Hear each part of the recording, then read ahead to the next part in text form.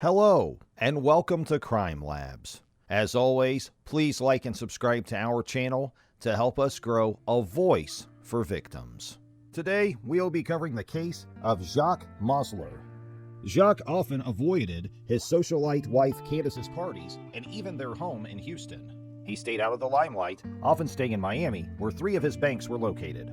Jacques was 25 years older than Candace and wanted to live a more low-key life. They had a 28-room mansion in River Oaks, the city's richest neighborhood at that time. Candace hosted charity events at her home and would have parties featuring famous musicians on the stage erected in her lawn. Candace was in her 40s, full of energy, and loved to be the center of attention. Candace and Jacques had 6 children and often traveled between their homes and lived a luxurious lifestyle. The family was in Miami visiting Jacques for summer vacation the last week of June 1964. The kids were playing on the beach, but Candace went to the hospital to be treated for chronic migraines 4 times in that week. The last trip to the ER was with 4 of her kids. She and the kids were gone until about 4:30 a.m., receiving medication for her headache. When they got back to Jacques' luxury apartment, he was wrapped in a blanket, lying on the living room floor. He was stabbed 39 times in the chest and bludgeoned in the head with a blunt object. Candace told police that several $100 bills were missing from the bathroom counter, along with her gold watch, and that Jacques' wallet had been missing.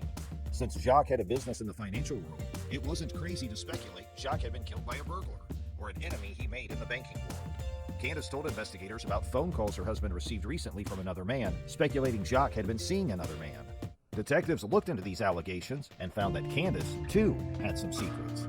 They discovered from household staff at one of the properties that Candace had been leading an affair with her nephew, Melvin Powers. 22-year-old Melvin Powers and Jaques Mossler, well in her 40s, had trysts at many of the Mossler properties. Detectives concluded that Melvin and Candace concocted a plan to get Jacques out of the way of his multi-million-dollar fortune. Detectives learned that on June 29th, Mel arrived at the Houston airport, purchased a one-way ticket to Miami, and boarded his flight. He went to a Holiday Inn close to Jacques' apartment. He went to the bar several times that night.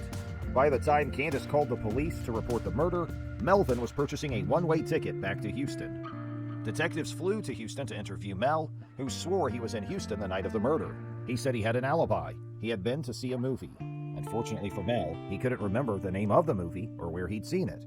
He was arrested and charged with capital murder. They searched Mel's office and found photos of Mel with Candace and letters detailing their love. Meanwhile, Candace has put herself in St. Luke's Hospital, claiming nervous strain.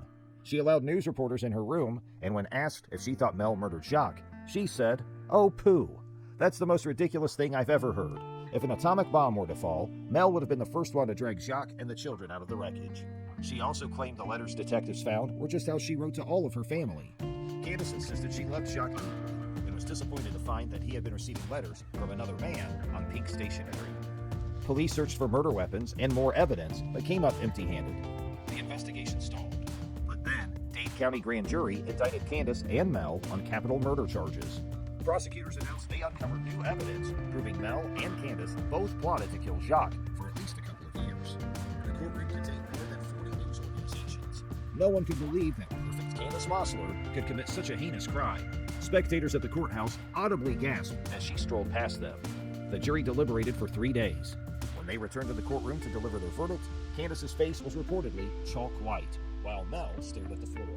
The jury read the verdict of not guilty, and Mel leaned back in his chair to whisper, "Beautiful," while Candace convulsed into sobs. Candace met the jury in the hall later as they left and kissed each of them while saying, "Thank you for my children." Candace continued to receive media attention, towing Mel with her to benefit shows and events, and continuing to interview with the press regularly. She still claimed that she and Mel were not romantically involved.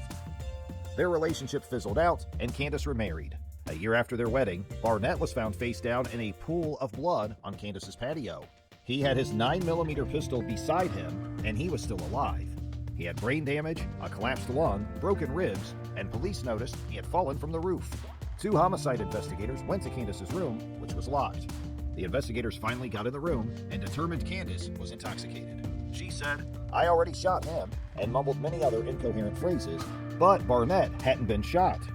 His fall was ruled an accident. He was in a coma at Methodist Hospital, but after 6 weeks, he awoke and regained enough memory to recall college, but not his marriage to Candace or his fall. His parents took him in, and his mother forbade him to talk to Candace. He divorced Candace, telling reporters that he loved her, but he couldn't make the marriage work since his mother wouldn't let them communicate. In 1976, Candace called her doctor in Miami, telling him she had a terrible migraine. She had already taken Pacidil, a barbiturate that was used as a sleep aid, but she didn't tell her doctor. He gave her Demerol and Phenergan, and her body was found the following morning by her secretary. Her death was ruled an accidental self-overdose. Candace had arrangements in place to have her body shipped to Arlington National Cemetery to be buried beside her second husband, Jaques Mossler. Mel died in 2010. His autopsy concluded he died of pneumonia, but cited possible prescription drug abuse. Let's hold a moment of silence for Jacques Mossler.